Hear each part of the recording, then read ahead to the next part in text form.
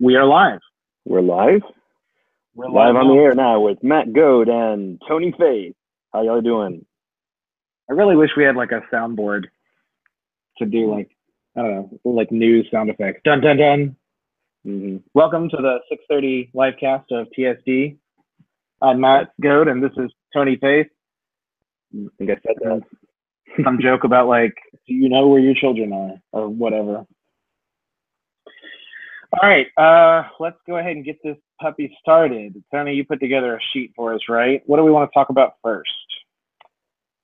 Well, how about the really, really cool episode of Cheat Day that aired? That's right. Anyone watching knows may know that back in January, we aired the first episode of a new show called Cheat Day, starring our good buddy Josh, who tries to stay active in all different kinds of ways. And the theme of the show is he does a different activity every episode and then has a cheat meal at the end of the episode. The first episode we aired, he did Brazilian Jiu-Jitsu. And what was his cheat meal? Oh, that's right, donuts. Yeah, Krispy Kreme donuts. Krispy Kreme donuts. And tell us about this episode, Tone. I know you really were excited about this one. Right. So this one, we kind of found ourselves in a special instance where my stepfather called saying, "Hey, we need someone to be Batman for your 4-year-old brother's birthday party." And I'm over here like, okay, well, I live in Albuquerque, so that's not going to happen. But he asked if I knew anybody. They're in Memphis, so that's a good 13-hour drive. And I was like, I got to my cousin Josh, who, as we said, stays active, does jujitsu, and loves Batman. And he was kind of on the fence about it. He's got a job, family, he's got things to do. It's going to be a Saturday morning. He has his own kids' birthdays to dress up for. Why is he going to dress up for some other kid's birthday? Right. So what's interesting about this is Josh and I, of course, Josh is 6 months older than me, so I've known him my whole life, best friends all our lives. And when we were little kids, we used to watch the, Adam West, Burt Ward Batman show.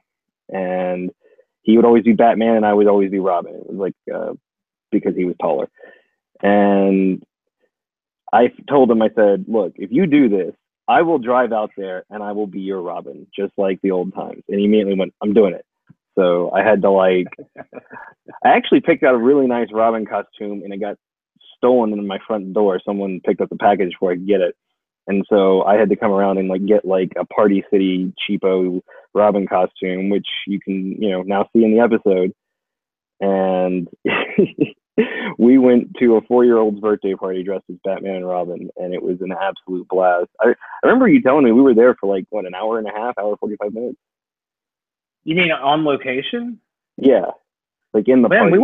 Were we really there? I don't even think it was that long. It felt like we were there for a really long time. Chrissy told me it was about an hour and a half, because she was there kind of helping, being a handler for the costumes and stuff and making sure stuff. I don't know. You tell me, how much raw footage did you have to sift through? A lot. So maybe that's what it was then. Yeah.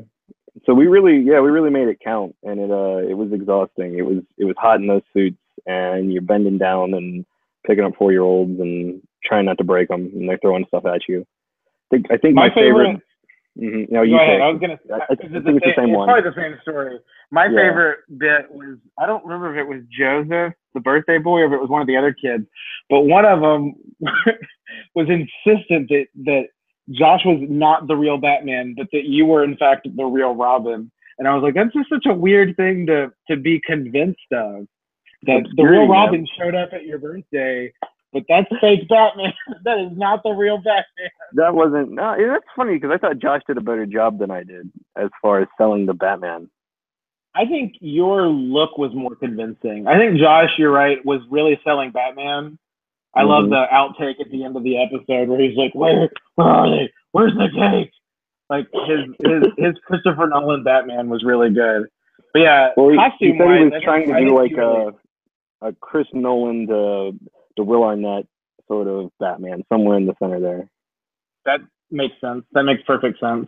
Mm-hmm. Yeah, I thought you were both good. I thought you were both really good. I thought the whole experience was super hokey, but the best kind of hokey. Right. I had a really good time with it. Man, I it was a remember long day. you of weren't sure how filming. it was going to work too. You were like, what is this? Why is this going to be a I thing? I'm like, I just just trust finished me. editing it and posted it, and I'm still not sure how it's gonna work.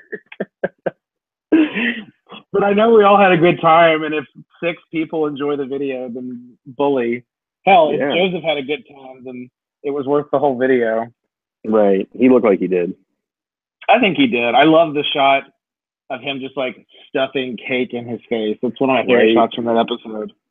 Because he's doing it in like the weird. I wish I had a like fork and a piece of cake. Well, for multiple reasons, but I wish I had one for demonstration because he was doing this really weird angle. And I was like, "Why are you eating cake like that? I will film you." Kids are funny. Kids are ridiculous.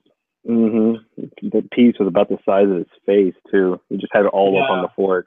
Oh my god, they had so much food. I feel like they were planning a birthday party for adults. I think his mom was there was just like 55 pizzas, and just they trying had to like make sure they had enough of everything. And my biggest regret is that we ate lunch beforehand because I could have eaten lunch and dinner on the food that they had. So like A plus for the catering, like knocked it out of the park. I just wish I'd known because I think we ate Chick-fil-A, and then we got there and there was more Chick-fil-A. I don't remember what I did. Oh no, I hadn't eaten. That was the whole joke. Because then when we get to the cheat day part in the movie theater, like the movie snacks are the first thing I'd eaten that day. Oh, no wonder your stomach was upset. Yeah. Watching Josh try and land that Twizzler in your mouth each take was pretty epic. Yeah. The tongue twisters were probably the hardest. Some idiot wrote a bunch of alliteration. I don't know what moron would write such stupid dialogue knowing that they are going to have to say it on camera. They obviously lacked foresight. It's okay. It was a fun shoot though. That was you and Chrissy drove to Memphis, and Joey and I drove to Memphis. Of course, the sad thing was we brought Joey. Well, we brought Joey for a few reasons. I was switching cars out with my dad, but Joey was going to run Boom, and he didn't end up running Boom that much because the place that we will not name that we filmed in did not seem terribly excited that we were filming there. Right. So we had to go from having a full like mobile rig with a boom operator and an audio recorder and all that down to one little like camera, home video camera. Yeah, you wing it. I mean that's the best thing about that camera though is it can reduce down to looking like a Kmart soccer mom camera. Not that there's anything wrong with those, but like it can be a very unassuming camera if it needs to be. Right. We got away with filming in some other place that is similar to a place with 5 flags, but possibly has one more. I remember that was a Let's Try Something New episode. We did the same thing. We snuck the camera in. No, that was our second Let's Try Something New. Yeah. I missed that show. I mean, I know why we kind of stopped it, but I missed that show. Yeah. Well, we stopped it because we were either ran out of activities or ran out of people to do the activities. And sort of. I mean, I think we really just you and I have talked about this with our other shows. Like every show kind of needs a head producer, you know? Yeah. And someone focused on just that show, like Jake with Jake Bakes. Yeah, Jake has kind of taken over being his own producer, which works out really well for us because he comes up and says, "Hey, these are the recipes I want to film. This is what's involved," and then we just kind of have to make it happen. You know, Josh is step up with Cheat Day. You know, if we were closer and Josh's schedule was a little more open, I think we'd be filming Cheat Day a lot more often. And truthfully, Cheat Day kind of takes the place of Let's Try Something New on the channel. Right. Because Josh is trying something new for the most part each episode. Or at least unfamiliar the most. I guess what I'm really saying is I miss hosting Let's Try Something New because that was fun. Yeah, we'll have to get you as a guest into some more stuff. You've suddenly fallen back. But I really have. You pointed out today that I haven't been in the last 2 header graphics on the Facebook channel, and I'm like, nobody's going to know that I'm here. Except for season 2 of Cocktail Moment starts in 2 weeks. Right. I'll be like, oh, that asshole's back. That'll be good. I think it's pretty exciting. So 2 weeks we've got Cocktail Moment. Before that, big thing at least for the crew and backers of 30 something digital, some of the cast, we're all getting to go away on a nice little trip. TSD is going on vacation next week. Right. We're gonna go to town. What's funny is we filmed a lot of content ahead of time that's kind of based on us being on this trip. So we're still gonna work a little tiny bit on the trip because we need to get some like B-roll behind the scenes kind of stuff. But yeah, we're gonna be offline next week. I've got cheat days already queued to repost. So just really cram that down everybody's throat, make them really like cheat day. They gotta watch it. It's not going away. Yeah, I mean the new one is really goofy. Like you guys really sold those Batman and Robin costumes. You know, and you're as much as you had trouble with some of the dialogue, your alliteration as Robin was kind of the highlight of the whole thing. Oh, thanks. Fun quick note of last thing about cheat day. As we were going into the place where the party was at, a family walked out, and we took pictures with them and all that, because you can't just walk past Batman and Robin. We can't be jerks and not do a picture. But afterwards, the mother came and found us and was like, okay, guys, like, how do we book you? How do we do this? And I'm like, actually, we don't do this professionally. So, I mean, I didn't know that story. We're doing this for a friend. And she's like, we're not actually professional. She's like, you guys are professional enough. Trust me. I've got mothers that will pay you. How do we do this? Like, how do you have your contact information? Of course, I'm in the suit. So I don't even have a card. And I didn't really feel like explaining to her because it was time to go. You guys were waiting and wondering where we are. It's like, I was like, I didn't want to explain. I live, 1,600 miles away. I'm not coming out here to do birthday parties. And just so like an alternate universe, you and Josh could have started a side business as Cake Crusaders and show up at kids' birthday parties. I may have started to brainstorm on what our car would be, because we'd have to like get a car and put Batman decals on it and stuff. But you'd have to get like an old school T-top something another and modify it to look like the Adam West era Batmobile. Right. No, but what I ended up doing with her is because Chrissy was there again being handler for the costumes, I just said, give her your contact information. Chrissy had my phone, so she took my phone and took this woman's information. I've got it in my phone still. I'm like, I can't reach out to her. I'm not going to do anything.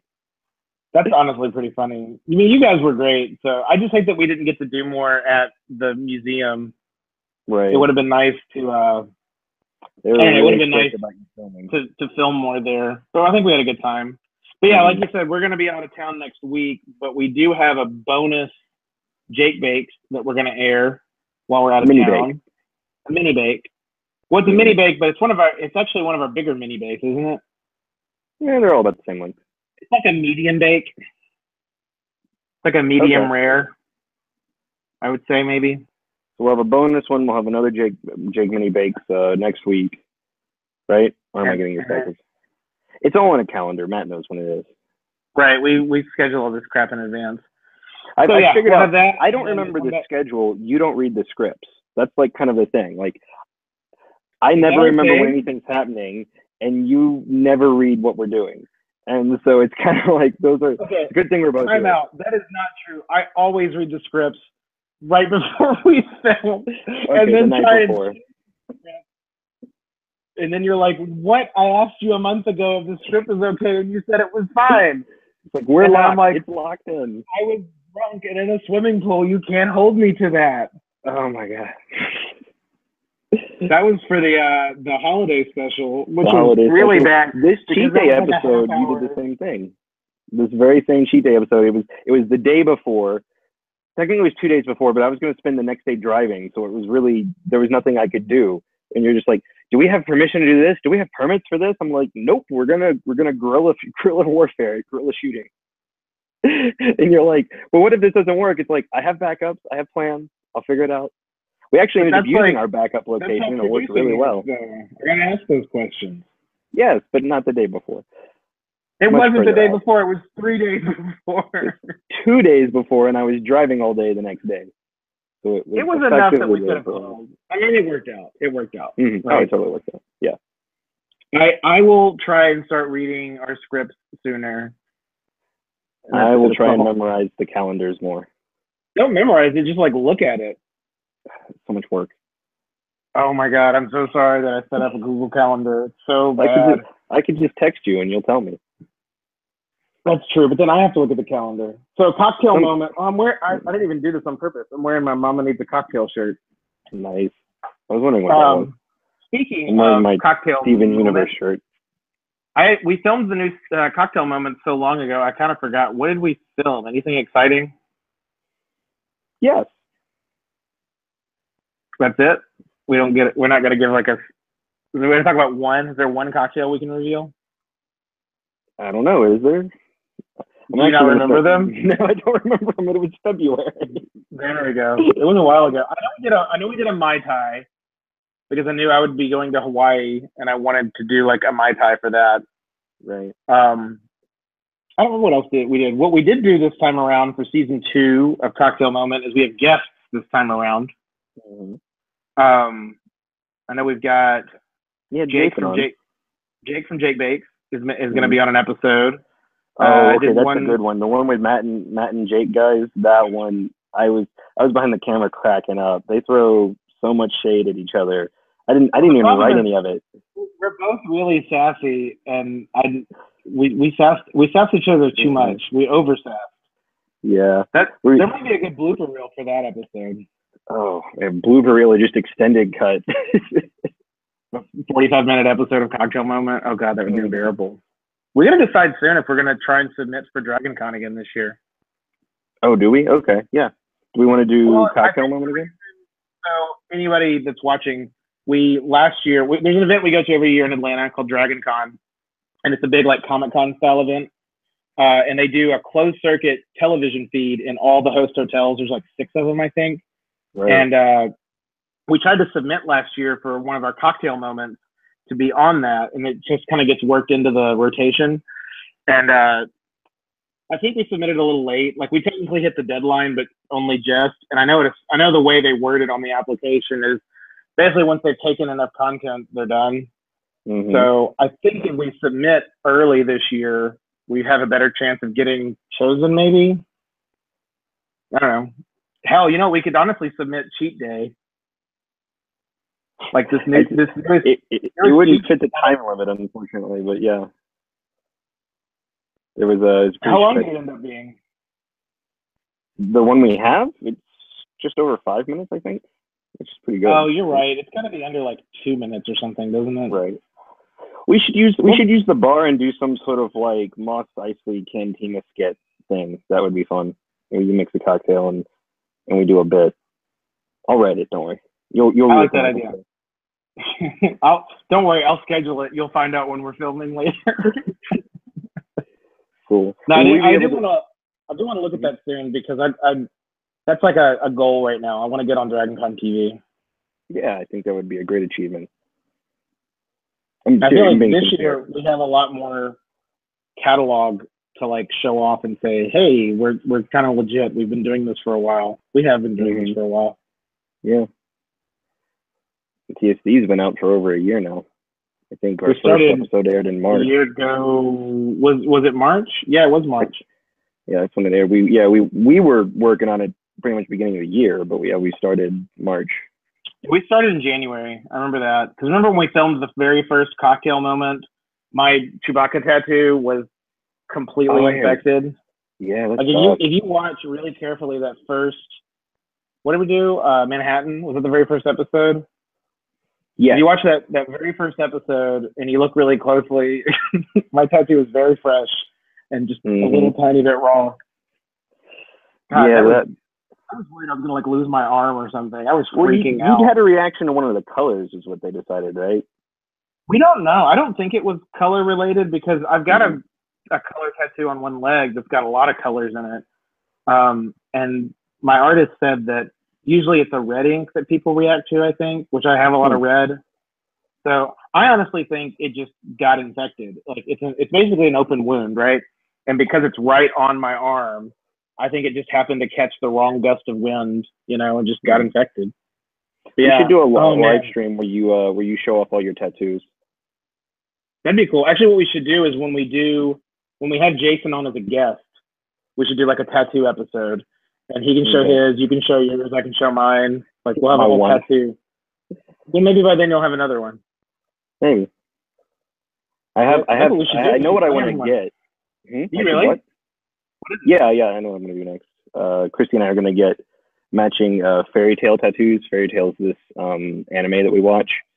and all the characters from the Fairy Tale Guild always have like a tattoo on them somewhere of the guild symbol. And, oh, neat. Yeah, so I was just gonna get one. Like I'm trying to think of where I want to do it, because I was, there's the leg or the arm, sure, but I was actually thinking some of them do it like in the chest area, and I thought that would be kind of cool. That'd be neat. I don't know. I know a bunch of friends here in St. Louis, we go to Gay Days every year. We go to Disney, like, just a lot in general. I think I've told you before, we've talked a lot about getting hidden Mickeys. Yeah, you almost got me to do it one time. Yeah, we keep talking about it, and it's something I know for a fact that I want to do, and I know a lot of us want to do. It's just a matter of like actually doing it. Getting everybody to go. Explain to everyone else what a hidden Mickey is. So in Disney World, and I think Disneyland as well, but like in Disney parks, there's hidden Mickeys everywhere. So like it'll be like hedges that are arranged to look like the Mickey Mouse silhouette, or it'll be like a wallpaper pattern that has like a hidden Mickey silhouette in it. It's just like it's that Mickey silhouette, like the head and the two ears. Right. 3 circles. They just kind of hide that graphic in everything. And what we've talked about doing is either hiding it inside an existing tattoo, or just putting it in like a really hidden place, like behind your ear, or like in your armpit. I don't know, somewhere. But the idea is like you put a hidden Mickey on your person. So I think we'll do it. We talked about it again when we were in New York a couple weeks ago, because a bunch of us are going back down for Gay Days again. Okay. And it's just finding a tattoo shop, and then like everybody going to do it. Because part of it is we go to all these events during the summer that are water events. There's a lot of swimming and drinking in pools, and swimming and more drinking in pools. So we're all hesitant to get any new ink around the summertime and then not be able to get inside water for, Yeah, that makes sense. However long it is. But one of these days we'll actually do it. I know I want to. Maybe for Food and Wine Festival. That's in the fall. Yeah, I think we're definitely going to go back to Food and Wine Festival. But the problem is not the whole group doesn't go to Food and Wine. Oh, yeah. So some people would get like left out. You know how I am about people feeling left out. It breaks my heart. I die a little every time. That's why we bring you guys all into this live stream. I don't even know if anyone's listening right now. I don't even talk to Tony normally anymore. Like, I wait for the live stream because I don't want anyone to feel left out of my conversations with Tony. I'm like, should we have a meeting? And you're like, yeah, sure. And next live stream we're talking about projects. Basically, we do need to talk soon about filming. I know our next block that we're planning on filming is some more Jake Bakes. We need to figure out when and if we're going to film some more LARP and cosplay. I've got information on that. I've talked with Pete, and we'll talk again on the cruise since he'll be there. Cool. Yeah, I know the last time we really talked about LARP and cosplay, we kind of talked about reformatting it a little bit instead of making it like a 6 or 8 episode season, like some of our other shows, making them like one-off specials that are a little bit longer and a little more intensive. Yeah, for the LARPs, we've learned that there's so much content. It's better to pick 1 or 2 a year and really like focus on them and give them the attention they deserve. And for the crafting bit, kind of what's easier on Pete and his schedule is if we turn it into a vlog. So he picks 1 project for the year and does multiple short vlogs. So it would be probably no more than like a couple minutes, where he just kind of talk about what steps he's making. We'll just do like a quick, montage of him at work, and then, maybe have him sign out, which is how that went and where he thinks he's going forward. And hopefully when he's done, we can see him showcase it somewhere at, say, Dragon Con or another convention, whatever he builds. He's got some great ideas. Yeah, it's just getting on that. I think this summer we're gonna set him up for that. Yeah. Oh, did you? I don't want to say too much about it because I wanted to be a surprise. But my the idea that Jason and I sent you for Dragon Con.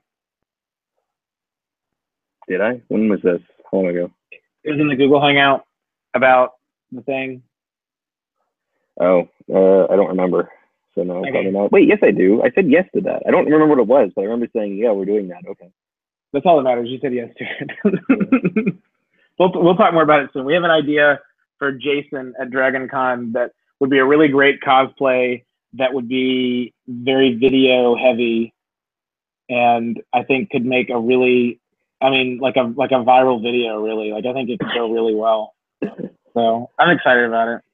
Okay. God, it's so weird. You know, we've got the cruise next week, but then, you know, Dragon Con's not that far away, and all this stuff. September. Time keeps slipping into the future. Thank you. You're welcome. Any more production stuff? We lost our last viewer, so we've scared everybody away. God, We had a viewer? We had 4 at one point. Oh, wow, that's sad. That we lost them. Sorry, guys. We'll be more interesting next time. Not that 4 people were watching. It was more than I expected. No more production stuff, I think. Just everybody's got an update. They know what we're doing, if they care. Be sure to watch the new cheat day. It's pretty funny. Oh, I didn't give. Oh crap! This is a good place to do it. I didn't credit Jake for music on this episode. Oh, he only did like one little piece, but it was a very important piece. So thanks, Jake. If you're watching this, we love you. I know we never say thank you to you ever. So let this be the first and last time we say thank you to Jake. Put it in the minutes. What's that? I said I'll add it to the minutes. Add it to the minutes. All right, let's move on and talk about watching, reading, and playing. I think the first thing we both want to talk about a little bit is Guardians of the Galaxy 2. Yeah, actually spoilers. All spoilers all the time? No spoilers, but I haven't actually talked to you about this, and I hear that you have a little bit of a hang-up about this one. Yeah, it's weird. So Hayden said, I really liked it. Matt had some critiques, which I was like, of course I had critiques. I always have a critique. Even things that I love, I critique. I critique everything. I critique everything. He critiques me all the time. I do. That's how much he loves me. Nowadays, I only critique you live, though, in front of people on the internet. I enjoy that so much. I know. I can tell from your voice and your tone. Your tone. No, I liked Guardians of the Galaxy Volume 2. I really liked what they did with the like father mentor storyline, like a lot. Mm-hmm. I really liked that. I thought it took a little too long to get to the point. Mm-hmm. Like, you know what I mean? Like I thought it. Okay. Yeah, I thought it just took too long for them to get to what the movie was going to be about. My other complaint was, I think I was telling you this before we went live, but my other complaint was that the music was good, but it wasn't as memorable and like catchy the soundtrack. The soundtrack. So I was talking to somebody at the bar the other night, and they were like, it was the B-side from the first movie. And I was like, yeah, that's the best way to put it. It was like all the songs from the first movie were like hits that, you know, you ate up that soundtrack. This one, I walked out of the theater and I couldn't really remember any of the songs in the movie other than the Never Break the Chain. Like, other than that, I was like, I don't remember any of the songs in this movie. I would say that one was good. There were a couple other good ones that were used well. At the end, there was a song at the kind of closing action event. I don't know how to say this without spoiling, but there was one at the end that I thought was used well. It was very nice.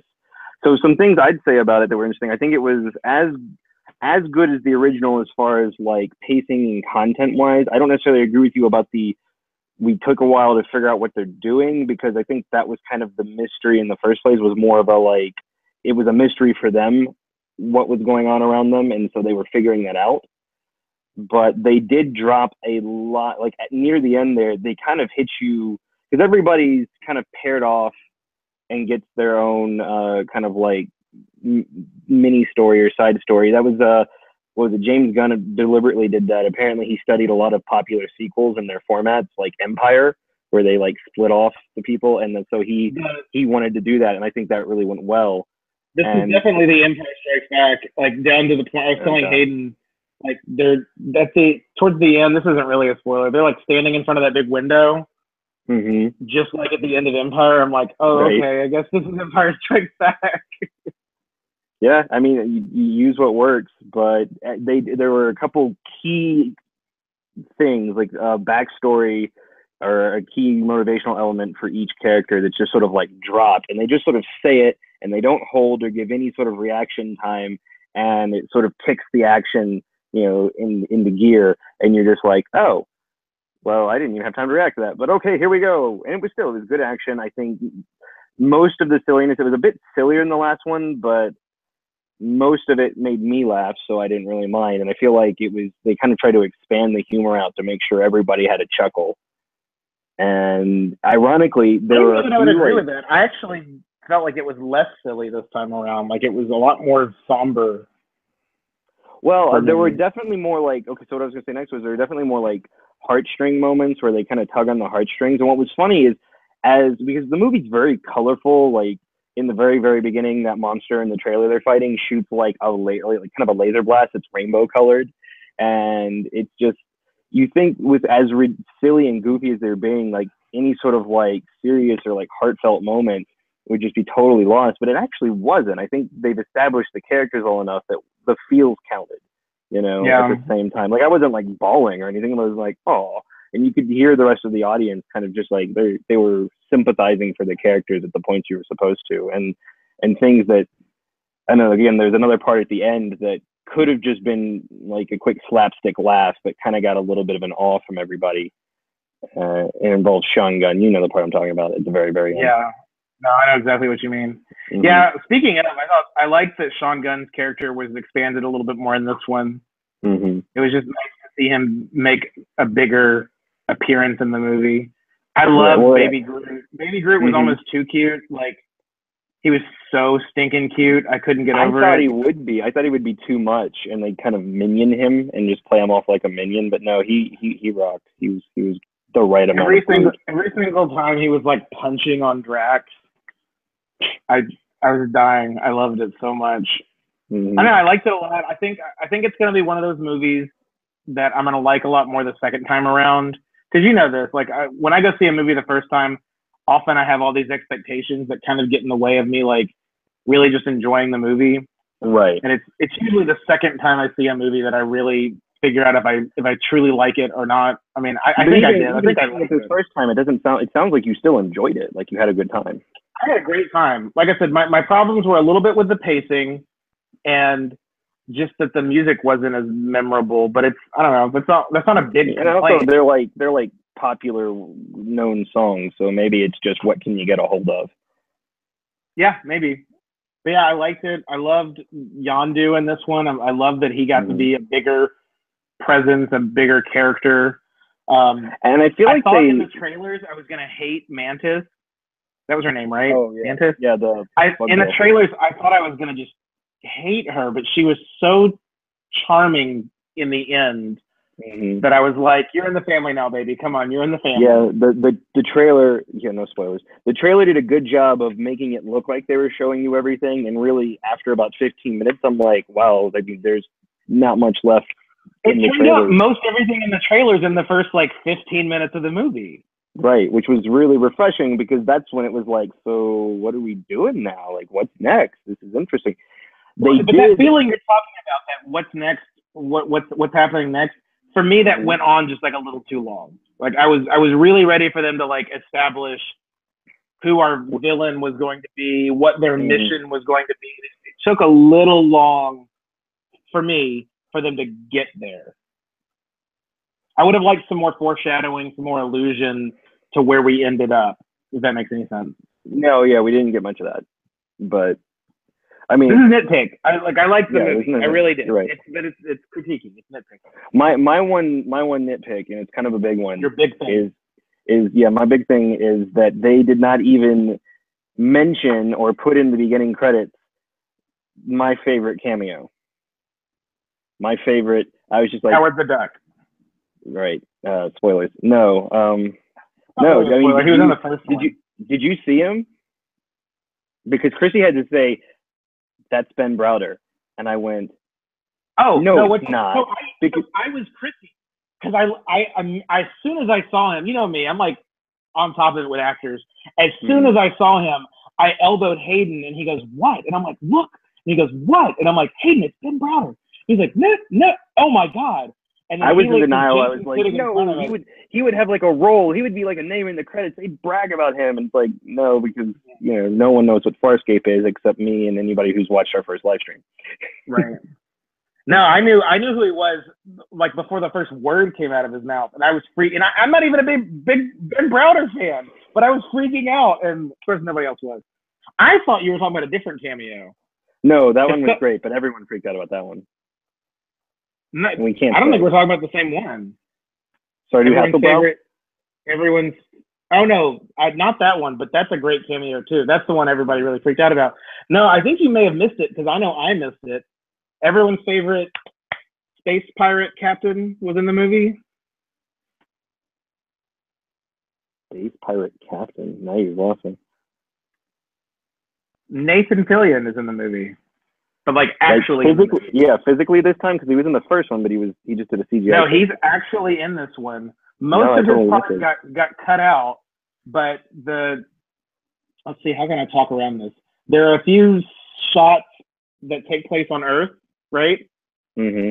And in those shots, there's a movie theater with posters for some movie that's coming out, and he's on those posters. Oh, okay. I thought you meant like the actor, like as in the actor, his body was in the film, so he was on the poster. No, he was supposed to shoot like some actual scenes because he plays like Captain Amazing or Captain something another, and who in the comics it seems is some sort of like superhero turned Hollywood actor that like does all of his own stunts because he's a superhero. Yeah. Oh.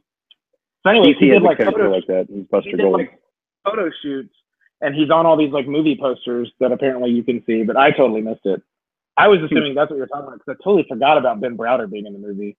Oh my god, yeah, that infuriated me. I'm like, there was like no fanfare or acclaim for it at all. I was like, what? Well, he's just not big in the States. It's the problem. He needs to do more stuff and get big in the States. They just need to bring back Farscape. That's all. Like what most people would have seen him in would probably be Stargate. Stargate, or that episode of Doctor Who.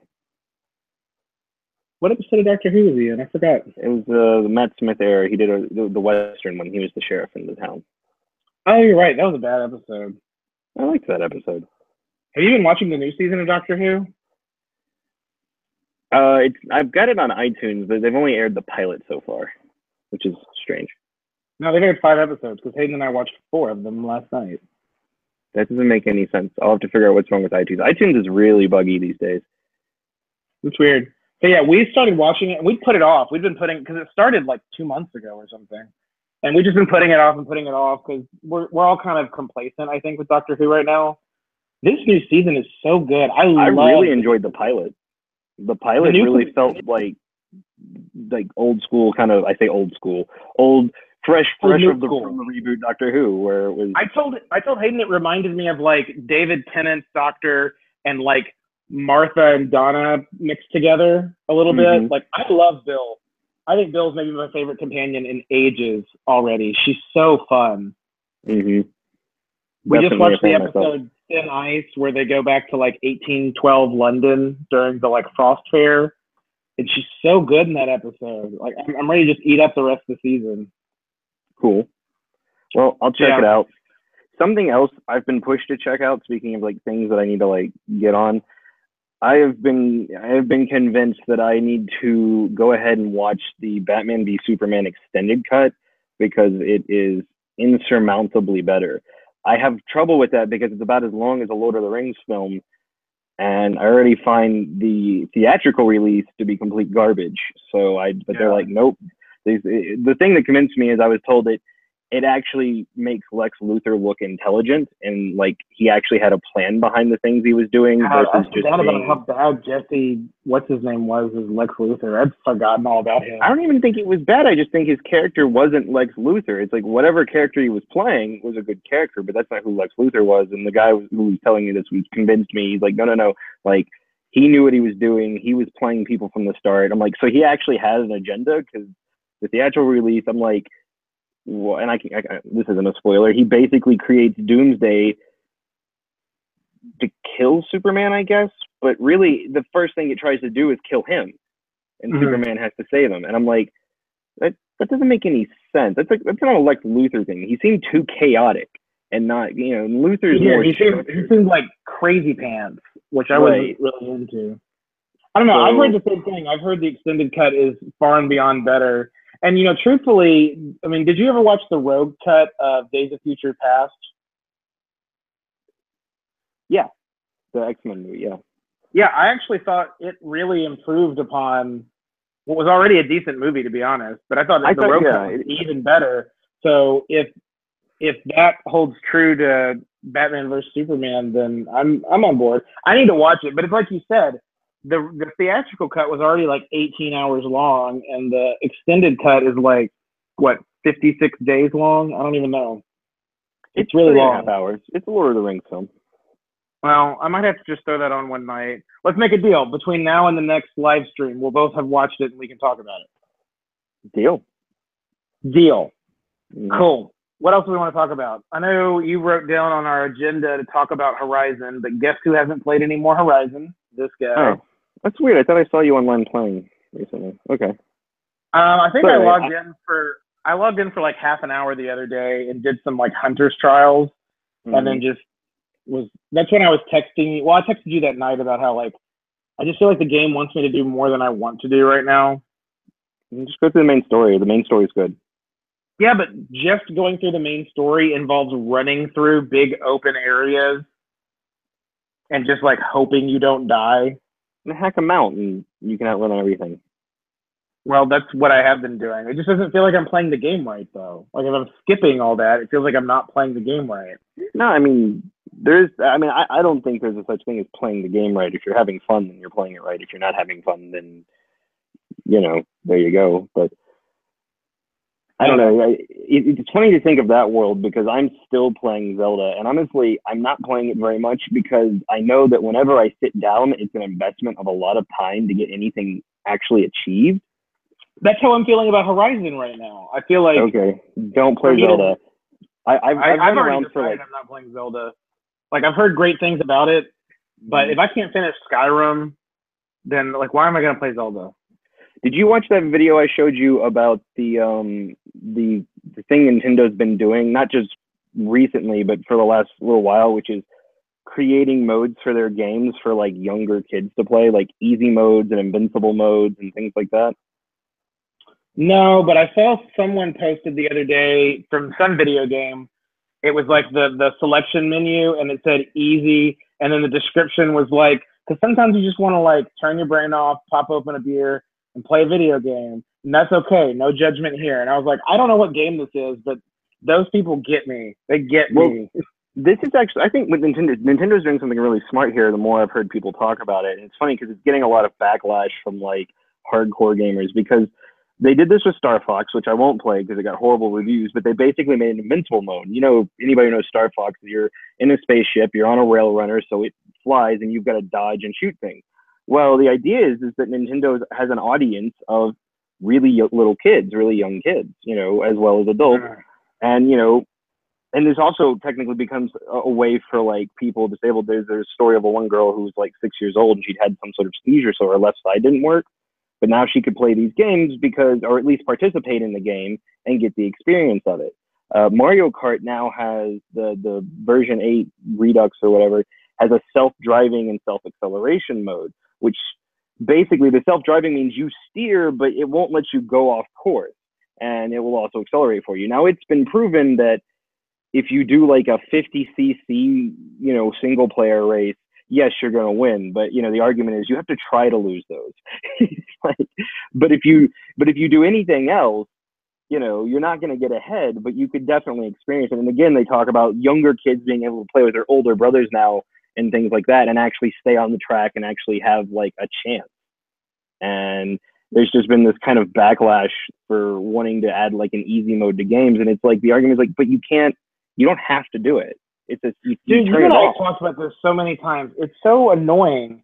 This like real gamer mentality that begrudges that easy mode exists, and just don't play it. Don't get gay married. Don't buy a gun. Like, I don't know. There's so many things in life. Just don't do it. If you don't like it, then don't do it. Why are you so freaking out over? Especially about a video game. It's like, I think it's like a sense of achievement that they spent the time and effort and worked in it, and then somebody else can just breeze through. But it's like, at the end of the day, it's a game. And, you know, if you're basing that much of your life achievement on that, then you better be making money for it or something, because that's just really sad that you begrudge other people having fun. Exactly. And that's what it comes down to for me, like to bring it back. Like, I've told you this. Nowadays, I just don't have the time, or I guess the energy, kind of both, to like apply myself to playing every video game I get on hardcore mode. Like, I used to do that shit with like God of War. I used to do that with all the God of War games. I wanted to play it on the hardest freaking difficulty because it was like I wanted to prove something to myself or what. Nowadays, I just like, I want to play the story and I want to actually finish it, which, as you know, I don't always do. So I don't mind the easy mode. I mean, I usually just play on normal, but right. I recommend easy for the Uncharted games you're going through, because those games are buggy, and they're fun stories. That's another one I need to finish. I've got a whole slew of games I need to finish. The stories are fun in the Uncharted games, but the controls are buggy. So yeah, I'm closing these blinds because I've got like a wicked glare on my face. Yeah, I've noticed that. I was going to say something, and I was also going to point out. Oh, there they are. They're way over there. Speaking of games, I've got a couple cool games I wanted to show you, and I thought I'd just talk about here for when we go on the trip. Deal. Show me. So these are table. You're talking about board games, right? Yeah, I'm segueing unless you need to talk about more video games. No, I want to talk about board games. I love talking. I could do a whole podcast on board games. So this is Star Realms. This is the one I'm talking about that you and I are going to play. And what it is it's a card game. It's like Magic and things like that, but the rules have been simplified. And I don't even think like simplified like they're made simplified. It's more streamlined. That's even better. And so the play goes a lot faster, and you can do everything from that deck of cards I just showed you. And it could have multiple outcomes each time. So you and I can play that. I did one with my friend James, and it took about 40 minutes to get through it, and that was his first time playing. I'm on board. That sounds like fun. Yeah. So everybody else, if you watch Tabletop, which is a YouTube show starring Will Wheaton, he plays it on that show. And it's really cool. That's where I found out about it. And it's where I found out about this next game that we're going to play with the whole group called Mysterium. I don't know if the reflection's making a little.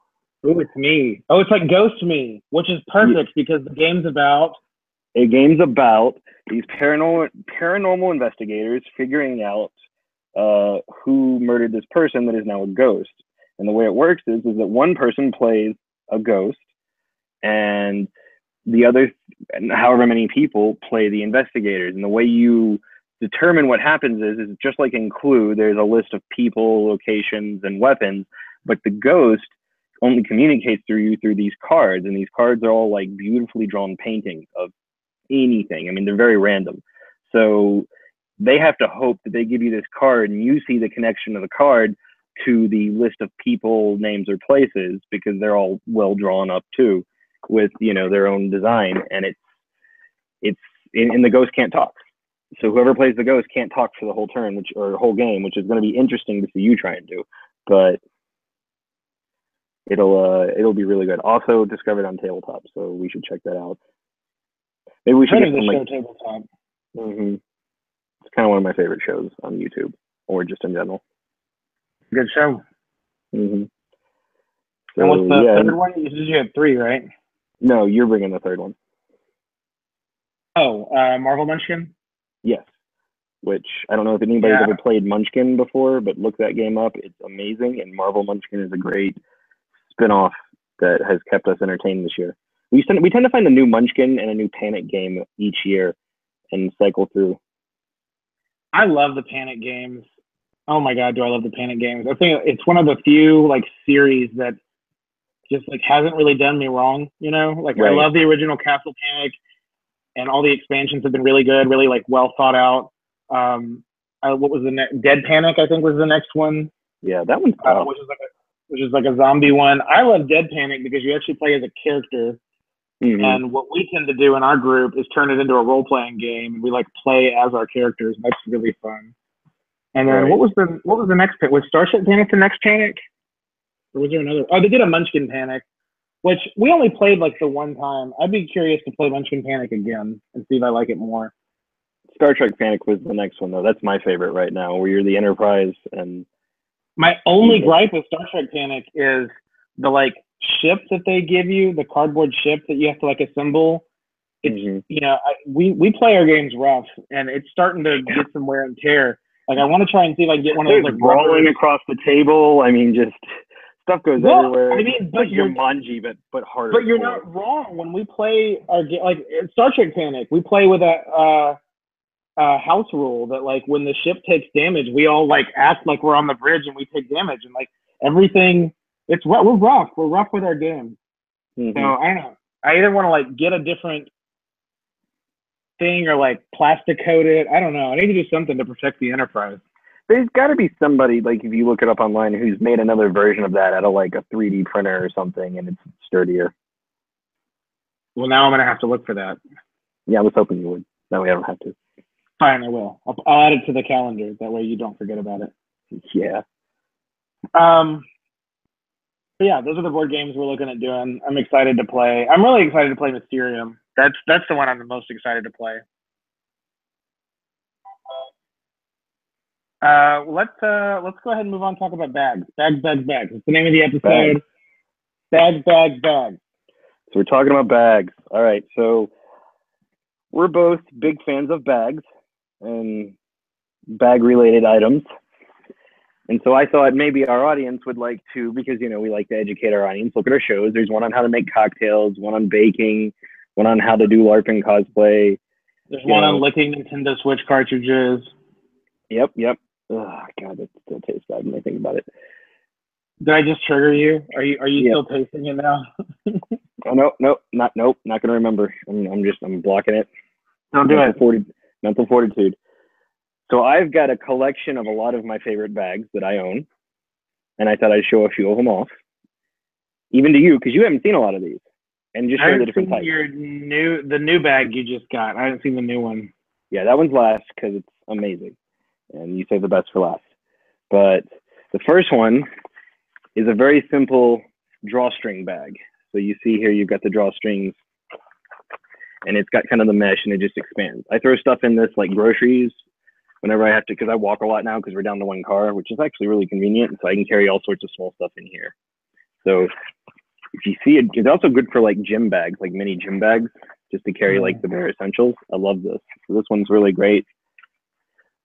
I'm going to switch over now because we have one of those bags that we got at the wedding that has our names on it. So can you see the table? Yeah. All right. So I'm going to bring out my kind of tactical bug out bag here, which is a shoulder loading bag. Watch this. I'm going to put it on. So here we go. It comes on, goes across the shoulder. See the clip? Bang. And then you slide it like this. And so I can access all the pockets, the main pocket, the small pocket. My dog's looking at me right now because we actually use this whenever we go out with the dog and put all of her things and our things in here. So she thinks we're going out now. But sorry, we're not going out. But this one's great. And then you have the standard, and I say standard, this one's beautiful, messenger bag. This is my Star Trek messenger bag, which is just a single strap. But what I like about this one is when you open it up, they actually took the time to put the pips on the bag. So that was just too cool. You can be jealous, man. Yeah, I am jealous. I love that bag. And then favorite backpack, I've got two right now. I've got my extremely sexy Zelda bag. It's your standard backpack. Very beautiful. I guess I could have modeled these. And then I've got this one, which I found at a GameStop of all places. So look at this guy. It's basically supposed to be a Star Wars Endor bag, so it's kind of got that camo coloring to it, but it's got like a million little pockets. When you open this up, you've got more pockets here, slits here. These are pockets right here. I love small compartmentalizing pockets. Like those are my favorite thing in the world. Well, besides other things. Right, besides things that aren't little pockets. The next one is this guy right here. Now this one you've seen. This was basically kickstarted on Indiegogo. It's called the Nomadic Travel Bag, and right now it contains everything I need to wear for the trip we're taking. So what does it do? Well, it's got a side compartment here for all of your tech needs. By the way, this is carry-on size, so you're going to be able to carry it right onto the plane. Don't have to check it. In here, I've got a zipper for socks. I've got a zipper for underwear. I've got this one right here for extra shoes, which I don't know if you can see in there. I've already got a pair of pool shoes in there and another pair behind that. I'll zip that up in a second. I have actually overloaded this thing, go figure, but it really does hold a lot. I've got in here a spare jacket and something else back there. There's something behind the jacket that I know I might need, just in case it gets cold on the boat. It has, you have either the back straps or just the hanging strap. And inside the main compartment, which again, very easy to access. So you can duffel it or backpack it. Right. You've got, can you see that there? Yeah. Up here, you've got a space for your iPad, for your laptop, slides right in there. And in here, I've currently stacked 8 shirts, 7 pairs of pants, and 3 swimsuits. Oh, my nomadic, my Bull Rest travel pillow is in here too, somewhere. I think it's behind the jacket. Nice. Yeah, Hayden got one of those. I ordered the neck pillow. I don't like the neck pillow, but I think it's because my neck is too thick for it. It's interesting. It keeps your neck, and I've got a spare one I can show you, or we can show off, but it keeps your neck sturdy. It doesn't necessarily let you relax. It just stops your head from sliding around. But now my favorite bag, I've recently got this one, and it's going to come in 3 stages. The first stage, my cat is currently laying on like a bed. Say hello, cat. He's like, what are you doing? Time to get up. I know, right? Come on. Come on. Oh, buddy. Oh, buddy. There you go. Go on. Okay. So this is the back. You see right here, this is its own separate pack that can open up. And this can hold a camel pack. It's got a shoulder strap here. It's got little pockets for any small stuff. You can carry this around just as is. But it can also go with, I'm going to play with the clips here, so just be patient with me. The main compartment here. It will connect to this guy. This guy has a top zipper here that actually comes all the way down if you want it to, and opens up. And I can fit a 15-inch laptop here and a 15-inch laptop in the other side, or in my case, you know, my laptop and papers and iPad and documents like that. And these are the clips where it connects. It's got a side pocket on each side. So happy about this. That holds, you can't really see. Oh, wow. Yeah, like but I've got all my charger cables. I've got my extra portable battery for my phone in there. Then come to the other side, and I've got pens, pencils, and my laptop charger, as well as both my extended hard drives for TSD and other projects I work on. You've got, you've got little slidey pockets in here, so you can, here, let me get that up there. You can kind of slide whatever you need in there. I don't really use those right now, but the main compartment opens up to reveal all of this extra space. So if I put it down like this, you might get a better view, but you can go all the way in here. It's got a little slot for cards, ID, things like that. Got some books in here. I can attach some things here. I can put some stuff up here. Like I said, I love compartmentalizing. This, just quick sidebar, is the pillow we're talking about. It's like 1/3 the size of any other ones, and it keeps you from sliding around on the planes or wherever. Pretty cool. It's called a Bull Rest. They're actually in Brookstone now. Did you know that? No, I didn't know that. That's pretty cool though. Yeah, Brookstone totally bought them up. That's why they took so long to deliver, actually. And then finally, the third part. But wait, there's more. Yes, but wait, there's more. So this guy right here, this backing, they've got like 100 different designs that you can choose from. And what's great is if I ever want another one, I can just swap them out. But I ended up going for this one. It's supposed to be like the pattern on a Japanese fighter plane. I just thought it looked cool. I wanted something different. I went ahead and got the 3 extended smaller patches here. So I've got one spot for my phone. That goes in there. And then you just pull it right out. And then in here, it's got a pocket for credit cards, things like that, and also an extra compartment there. And these are all attached to this, but you can mix up any order you want. And then I've got this bigger one here that unzips and can hold more stuff. This will be great for when we go out on the beach and stuff like that. I can just take this as is, as a backpack. And it also opens up in here. And it goes all the way down. But that, stop eating that. That clips on top of here. I could actually do all this fairly quickly, but just because it'd be boring to watch, I'll spare you. But that goes on top of there. It's a modular bag that has 3 parts that can all at least 3 components together. Precisely, yes. And who makes that? That's pretty cool. It's made by a company called Equilibrium. Neat. I remember seeing them at Dragon Con, but I never went over to their booth because they were like ultra sabers. They were swarmed. Yeah. That did take me, I had to kind of wait like about 10-15 minutes for somebody could see me and like show everything to me and show me what it was. But it was well worth it. I'll have to look into that. I like that. Oh, the other great thing is, so the way this is designed is it's made to give you the best support possible. He put 2 gallons of water in one of these, and I barely felt it. Interesting. Huh. So I love bags. These are some of the best bags ever. I think I might be done with bags. Like I may be done with like getting bags. I mean, well, Hayden and I have been saying that for years. We'll see what happens. We slowed down on bags. When I was going through trying to pull bags for the cruise, I forgot about this guy. It's my Chewbacca Star Wars bag. Oh, nice. That I got back at FAO Schwartz when there still wasn't FAO Schwartz in New York. Now there isn't, and it's really sad. But I think that's gonna be my like carry-on bag this time around. And you've seen like my go-to all the time bag is a Topo design. It's a day pack. I use this pretty much every single trip we go on. It is my absolute favorite backpack. Right, that's a good one. It doesn't have a lot of pockets, but I'm the opposite of you. I don't like a lot of little pockets. They just frustrate me. I prefer buying a lot of like this little BB-8 bag. I think this is for like makeup or something. But like what I do is I buy a lot of little bags and I make those all my pockets. Sorry, my cat is trying to knock everything over and almost fell off the bag. That is how the cats do.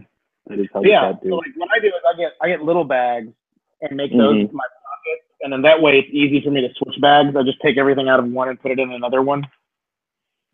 That could work. That could work. But I'm gonna look into that Equilibrium bag. I like it. I like the Nomad bag. I really, as much as we travel, I like bags with wheels on them. If that Nomad bag had wheels, I would totally look into doing that. You can use the shoulder strap to attach it to one with wheels. So when you pull up the handle, you can slide it right on there, and that's how I plan on carrying it. So you're taking a wheeled bag and the duffel bag? Right, because Chrissy will have, I'm taking the backpack and the duffel bag and the nomadic bag there as my 2 bags. Chrissy will have a normal, like, small carry-on with wheels and a backpack. And then we're checking one bag because, we need the nice clothes for the one time we got to a nice place for dinner. And I also got all the D&D stuff for that one time. So we got one checked large bag. Nice. Mm-hmm. Cool. It's going to be awesome. Yeah, I'm excited about the trip. Well, we're right at an hour. I think we should probably think about wrapping it up here. Is there anything else you wanted to talk about? No, except I'd just like to, again, thank everybody who is watching this, that for all your support on our show. We're really glad you're enjoying everything we're doing. We hope you'll keep enjoying it, and just ask you to like, share, and subscribe and all that stuff, especially the sharing part. The more we can grow our viewer base, the more likely we are to be able to fund bigger projects and do more. That's something we're looking to do in the future. So, get your friends on board, get your enemies on board, everybody, get them watching. I would really appreciate it. Right, we're not particular. We'll take friends and enemies. We like any of them. Right. We're all inclusive. And then I just say, if we're boring you in these live streams, feel free to comment and let us know. We didn't see anything come up in the group chat. But yeah, just comment on our Facebook in general and let us know what you would rather see or what you like seeing, so we do more of that. I think they want to see you lick more Switch cartridges. Well, we'll see about that. Maybe I can do something else. How about like a 9-volt battery? I hear that's fun. Yeah, it's a lot of fun. Hmm. Maybe next live stream we'll have watched Batman v Superman, and I'll like a 9-volt battery. That sounds like a good plan. If you haven't watched New Cheat Day, check it out. Otherwise, you got It's so your cocktail funny. moment coming up soon. And we'll probably be back with another live stream in, 2 weeks or so? I hope so. Yeah, we're gonna try. We try to be consistent. We'll see how we do. Maybe if we get some viewers, we'll try and be consistent for them. That could help us get viewers. Yeah, the calendar. Oh yeah, I'll text you later. I heard of the calendar. That sounds interesting. Mm-hmm. All right, well, let's go ahead and log off. Thanks for those of you that watched. We'll see you next time, I hope. Take care. Bye, guys.